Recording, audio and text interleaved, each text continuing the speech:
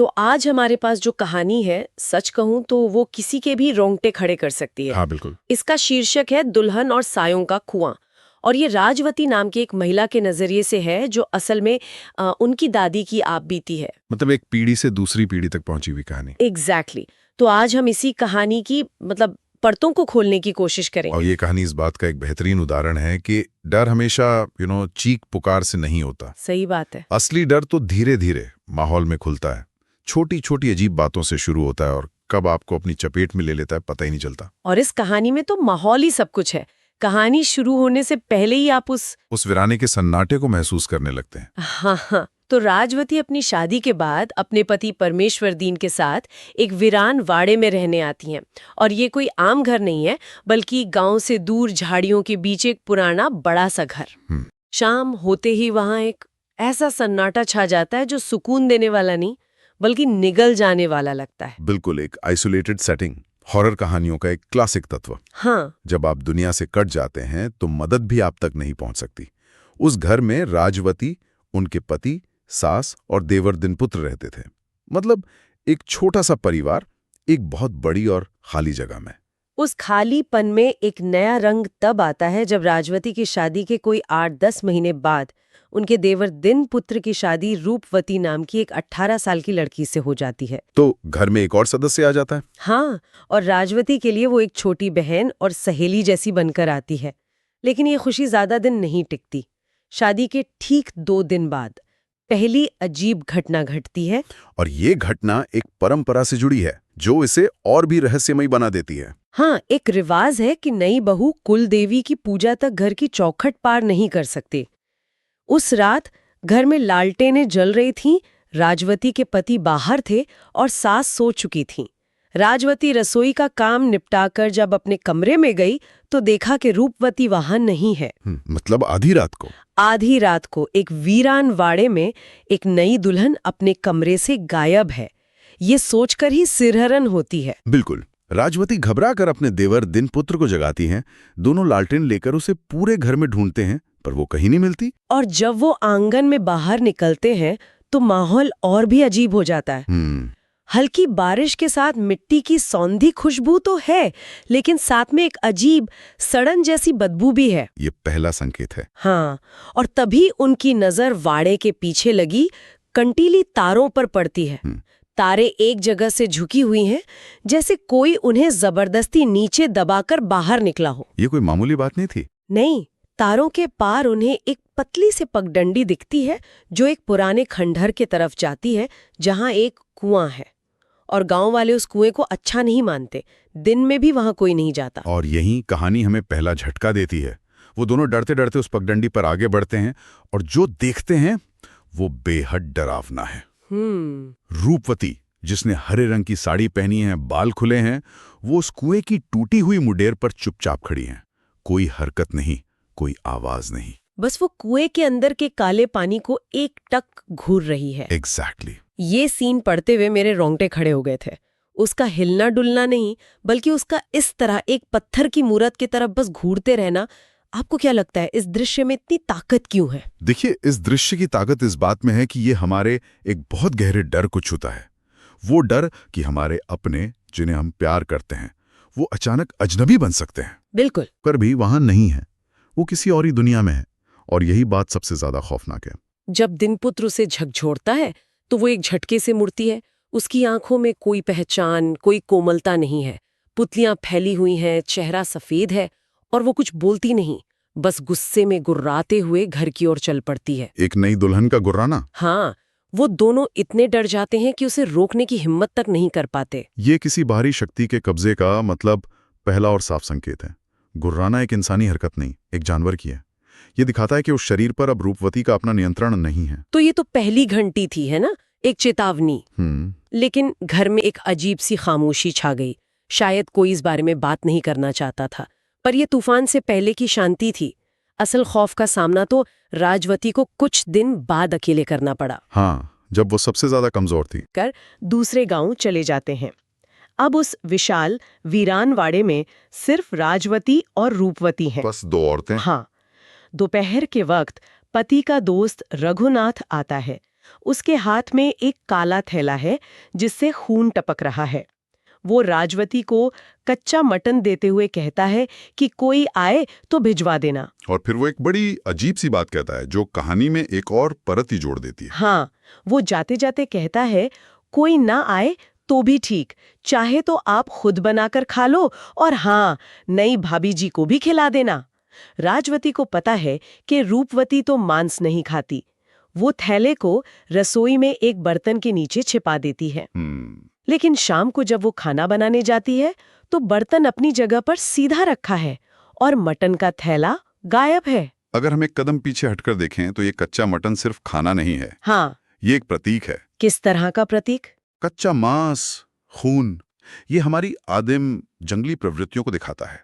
उसका इस तरह रहस्यमयी तरीके से गायब हो जाना, खासकर तब जब घर में सिर्फ 2 औरतें हैं, ये इशारा करता है कि वाड़े में कोई ऐसी शक्ति है जिसकी भूख इंसानी नहीं बल्कि वहशी है। और उस रात राजवती को उस वहशी भूख का असली चेहरा दिखाई देता है। आधी रात को किसी खड़खड़ाहट से उसकी नींद खुलती है। अच्छा, कमरे में बर्फ जैसी ठंडक है और रूपवती बिस्तर पर नहीं है। राजवती का दिल डूब जाता है। उसके दिमाग में वही खौफनाक ख्याल आता है, वो कुआं। और इस बार उसे अकेले ही उस डर का सामना करना है। ये उसके साहस की असली परीक्षा है। वो डरते डरते हाथ में लालटेन और एक डंडा लेकर अकेले बाहर निकलती है। बाहर कुत्तों के रोने की डरावनी आवाजें गूंज रही हैं। ओह, वो दबे पांव उसी पगडंडी से कुएं की तरफ बढ़ती है और जो वो झाड़ियों के पीछे छिपकर देखती है वो शायद उसकी जिंदगी का सबसे भयानक मंजर था। क्या देखती है वो? रूपवती कुएं की मुंडेर पर उकड़ू बैठी है और वही खून से सना कच्चा मटन अपने दांतों से नोच नोच कर खा रही है। ये सिर्फ खाने का काम नहीं है, ये एक तरह का अनुष्ठान लग रहा है। वो उसे चबा नहीं रही बल्कि किसी जंगली जानवर की तरह निगल रही है। हाँ, उसके होठों से खून और लार बह रही है और वो बीच बीच में कुएं में नीचे झांकती है जैसे किसी के साथ अपना भोजन बांट रही हो या किसी को दिखा रही हो। ये कल्पना से भी परे है। एक नई दुल्हन जिससे आप कोमलता और तहजीब की उम्मीद करते हैं और उसका ऐसा वहशी रूप। ये सिर्फ भूत प्रेत की कहानी नहीं रह जाती, ये इंसान के जानवर बन जाने की कहानी है। बिल्कुल, ये सामाजिक नियमों के टूटने का डर है। हम सभ्य समाज में रहते हैं, पका हुआ खाना खाते हैं। किसी इंसान को कच्चा मांस खाते देखना, वो भी इस तरह, हमें हमारे उस आदिम अतीत की याद दिलाता है जिससे हम दूर भागना चाहते हैं। राजवती डर के मारे कांप रही है। वो पीछे हटती है और तभी उसका पैर एक सूखी टहनी पर पड़ जाता है। कट की तेज आवाज होती है। Oh no! रूपवती खाना रोक देती है और फिर वो अपनी गर्दन एक अजीब से झटके से चटकाकर सीधे राजवती की दिशा में देखती है। बाप रे! राजवती की जान हलक में आ जाती है। वो पागलों की तरह वाड़े की तरफ भागती है। उसे अपने पीछे किसी के दौड़ने की आहट महसूस होती है। भागना एक स्वाभाविक प्रतिक्रिया है, लेकिन असली आतंक तो अब शुरू होता है। खतरा अब बाहर कुएं पर नहीं है, वो उसके पीछे पीछे घर में आ रहा है। राजवती भागकर कमरे में घुसती है और कांपते हुए चादर ओढ़कर सोने का नाटक करने लगती है। कुछ देर बाद दरवाजा खुलता है। कच्चे मांस और सड़न की वही तेज गंध पूरे कमरे में भर जाती है और फिर उसे कदमों की आवाज सुनाई देती है। लेकिन वो सामान्य इंसानी चाल नहीं है। ऐसा लगता है जैसे कोई पंजों के बल धीरे धीरे रेंग रहा हो। ओह गॉड! और फिर वो आकर राजवती के ठीक बगल में लेट जाती है। उसका शरीर लाश की तरह ठंडा है। मुझे लगता है सबसे ज्यादा डर इसी बात का है। खतरा बाहर नहीं, आपके सबसे सुरक्षित माने जाने वाली जगह आपके बिस्तर में है, और वो ठंडा शरीर, ये मौत की मौजूदगी का साक्षात एहसास है। हाँ, वो पूरी रात एक जिंदा लाश बनकर पड़ी रहती है। ये आतंक का चरम है, जहां आप हिल भी नहीं सकते, आवाज भी नहीं निकाल सकते।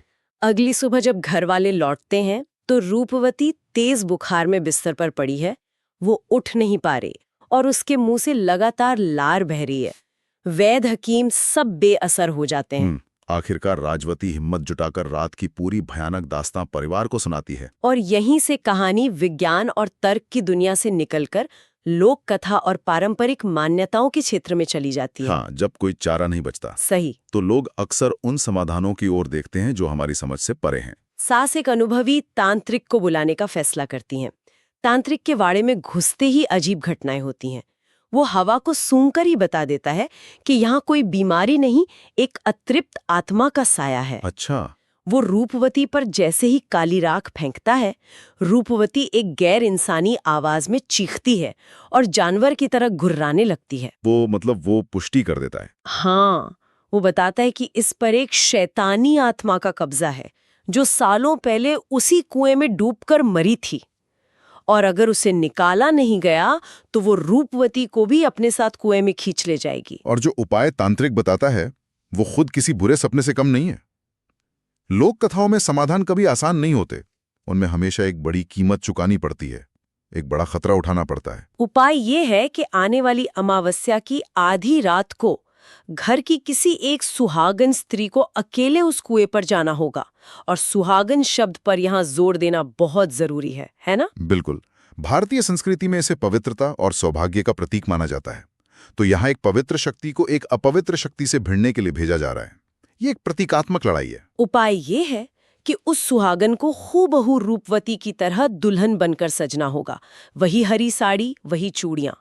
फिर वहां जाकर एक घास के पुतले को अपने गहने और कपड़े पहनाकर आग लगानी होगी। एक तरह का छलावा। हाँ, और सबसे खतरनाक शर्त, अगर उस औरत ने डर कर पीछे मुड़कर देखा या चीखी तो वो आत्मा उसे वहीं मार डालेगी और हमेशा के लिए कुएं में खींच ले जाएगी।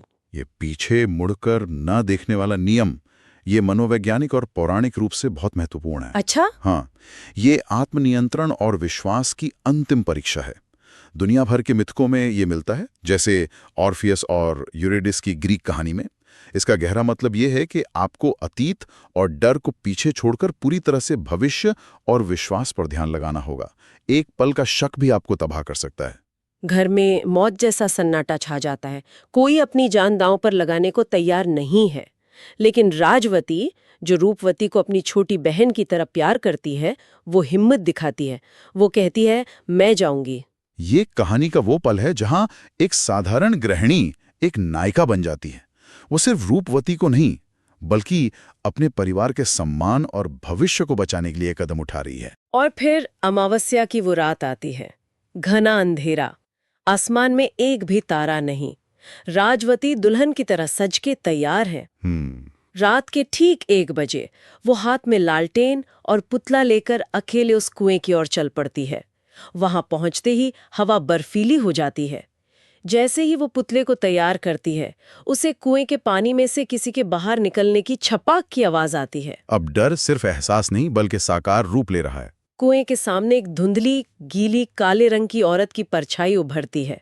उससे भयानक बदबू आ रही है, और सबसे डरावनी बात, उसके मुंह में दांतों की जगह एक गहरा काला गड्ढा है। बाप रे! वो अपना लंबा काला हाथ बढ़ाती है, जिसके नाखूनों से कोई काला तरल टपक रहा है। जैसे ही वो राजवती की छूने वाली होती है, राजवती हिम्मत करके जलती हुई लालटेन को पुतले पर फेंक देती है। एक पल की भी देरी और सब खत्म हो जाता। पुतला धू-धू करके जल उठता है। आत्मा एक कान फाड़ देने वाली चीख मारती है। अब उसकी नजर पुतले से हटकर सीधे राजवती पर है। ओह! साड़ी का पल्लू पकड़ लिया है। उसका मन चीख कर पीछे देखने को करता है, लेकिन उसे तांत्रिक की चेतावनी याद रहती है। उसे पीछे नहीं मुड़ना है। हाँ, वो पीछे नहीं मुड़ती, बस पूरी ताकत से अपना पल्लू खींचकर भागती रहती है। ये आत्मनियंत्रण की पराकाष्ठा है। ये जानते हुए कि मौत आपके ठीक पीछे है, फिर भी पलट कर न देखना, ये अविश्वसनीय साहस है। राजवती भागते भागते वाड़े के पूजा घर में आकर गिर जाती है, जहां रूपवती को पहले से बिठाया गया है। राजवती उस अधमरी हालत में भी अपना हाथ बढ़ाकर रूपवती के माथे को छूती है। उसे छूते ही रूपवती का शरीर जोर से कांपता है और वो बेहोश हो जाती है। उसी पल बाहर से एक आखिरी दर्दनाक चीख सुनाई देती है और फिर सब कुछ शांत हो जाता है। अनुष्ठान पूरा हो गया। राजवती के साहस ने न सिर्फ रूपवती की जान बचाई, बल्कि शायद उस भटकती हुई आत्मा को भी मुक्ति दिला दी। जब राजवती को होश आता है तो सब ठीक हो चुका होता है। रूपवती भी खतरे से बाहर है, लेकिन इस घटना का सदमा राजवती पर इतना गहरा पड़ता है कि उसे उस खौफ से उबरने में कई साल लग जाते हैं। स्वाभाविक है। कहानी के अंत में हमें पता चलता है कि बाद में गांव वालों ने मिलकर उस कुएं को हमेशा हमेशा के लिए भारी पत्थरों से पाट दिया। तो अगर हम इस पूरी कहानी को देखें तो ये सिर्फ एक भूत की कहानी नहीं है, ये साहस और त्याग की कहानी है। सही। ये दिखाती है कि कैसे बिल्कुल आम लोग जैसे राजवती, जब हालात बहुत बिगड़ जाते हैं तो कमाल की हिम्मत दिखा सकते हैं। उन्होंने सिर्फ एक आत्मा का सामना नहीं किया, उन्होंने अपने सबसे बड़े डर अनजाने का सामना किया और उस पर जीत हासिल की। बिल्कुल। और ये कहानी एक गहरे सवाल पर जाकर खत्म होती है। ये सोचने पर मजबूर करती है कि क्या ऐसी अतृप्त आत्माएं वाकई में सिर्फ बुरी होती हैं? या वे बस अपनी अधूरी कहानी, अपने साथ हुए अन्याय या दर्द को दुनिया को बताने का एक तरीका खोज रही होती हैं? और उन जगहों का क्या, जैसे वो कुआं जो इंसानी दुखों और रहस्यों को पीढ़ियों तक अपने अंदर सोख लेते हैं? क्या वो जगहें खुद जिंदा हो जाती हैं अपनी यादों के साथ?